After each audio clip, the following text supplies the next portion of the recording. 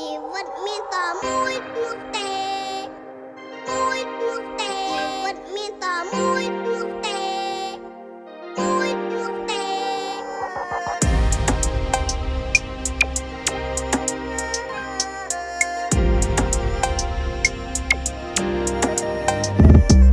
ជីវិតមិនទៀងទាត់នៅជិតមាត់ប្រឆា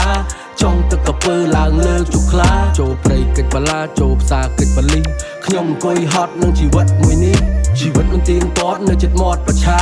ចង់ទឹកកពើឡើងលើជុកខ្លាចូលព្រៃកិច្ចបលាចូលផ្សារកិច្ចបលីខ្ញុំអង្គុយហត់នឹងជីវិតមួយនេះបើហត់សម្រាកសិនបើដឹងតែហិនកុំទាន់សម្រុកកុំហ៊ានខុសដំរាកុំចេះតែហាបើចង់សុកផ្លូវត្រូវដើរទៅមុខសុកនឹងទុកចាំកំដោបើសាច់មិនបានស៊ីកុំយកឆ្អឹងជួកល្អអាក្រក់នៅក្នុងសង្គមផ្ដុំរឿងគ្រប់សន្តានរឿងខ្លះគេគ្រាន់សម្ដែងឯងនេះខំតាមដានឲ្យសល់ប៉ុន្មានណារាល់ថ្ងៃនឹងមិនខំរកគិតតែឈោសលឹងស្រីរបាំរំសំដែងសំដិលសាច់យកកំរៃគេមើលងាយគេមើលថោកមិនសូវមានអ្នកឲ្យតម្លៃគាត់ខិតខំរាល់ថ្ងៃដើម្បីតែកាពះសង្ឃឹមមានលទ្ធភាពឲ្យកូនបានរៀនជ្រៅជ្រះកុំយំឲ្យគេអាណិតតែត្រូវតាំងចិត្តឲ្យគេកោតចង់មានឲ្យរៀនសំកុំសំងំកាត់លេខឆ្នោតបើឆោតឲ្យខំរៀនវិជ្ជាជាស្ពានទៅថ្ងៃមុខបើឆក់ឲ្យលួចគេមិនយូរទេនឹងជាប់គុកជុំមិនភ្លេចកប់តែកប់វាភ្លេចជុងខ្ចីលុយគេធ្វើភ្លេចតែចាស់លុយគេគិតបងបាត់ដើមលងចុងផងដោយសារលុចចពាក់កុំដោយសារតែប្រាក់វាធ្វើឲ្យបែកបាក់មិត្តភ័ក្តិជីវិតវាតោកយ៉ាកមុនល្បីល្បាល្បិនព្រោះលំបិនវាសាក្រនតែលំបាកសិនលំបាកលំបិនជាបំណិនជីវិតរស់នៅត្រូវតែស៊ូឲ្យត្រូវតែគូមុនគិតប្រើជីវិតប្រកបគំនិតគិតប្រយោជន៍ឲ្យវែងរៀនលេខរៀនអក្សររៀនមើលគេឯងកន្លែងងងឹតកុំទៅចិត្តប្រព្រឹត្តរឿងពីលៀបកុំប៉ះពាល់អ្នកដទៃព្រោះអីអាចមានកម្មពៀ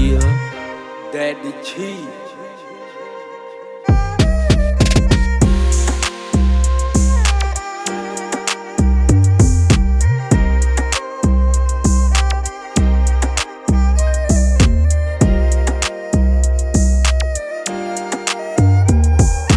ខ្លាំងធន់ទ្រាំនៅខ្ញុំមានជីវិតប៉ុន្តែគិតយូរទៅវាបានតែគិតណាស់ហើយចិត្តនៅតែខំខិតធ្វើឲ្យដល់ទីបញ្ចប់ឲ្យដល់ភពល្ងឹតពេលខ្លាំងធន់ទ្រាំនៅខ្ញុំមានជីវិតប៉ុន្តែគិតយូរទៅវាបានតែគិតណាស់ហើយចិត្តនៅតែខំខិតធ្វើឲ្យដល់ទីបញ្ចប់ឲ្យដល់ភពល្ងឹតជីវិតមិនទៀងទាត់នៅជិតមាត់ប្រឆា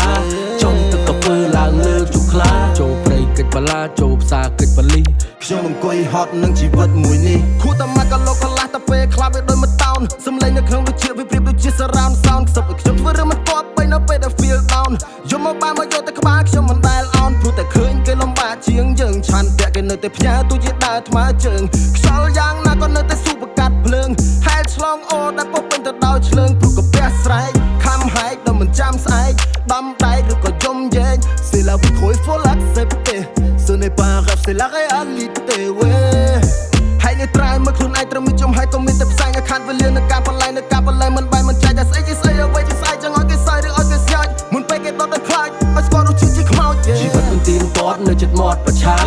ចង់ទឹកកពើឡើងលើជុកខ្លាចូលព្រៃកិច្ចបលាចូលផ្សារកិច្ចបលីខ្ញុំអង្គុយហត់នឹងជីវិតមួយនេះជីវិតមិនទៀងទាត់នៅជិតមាត់ប្រឆាចង់ទឹកកពើឡើងលើជុកខ្លាចូលព្រៃកិច្ចបលាចូលផ្សារកិច្ចបលីខ្ញុំអង្គុយហត់នឹងជីវិតមួយនេះ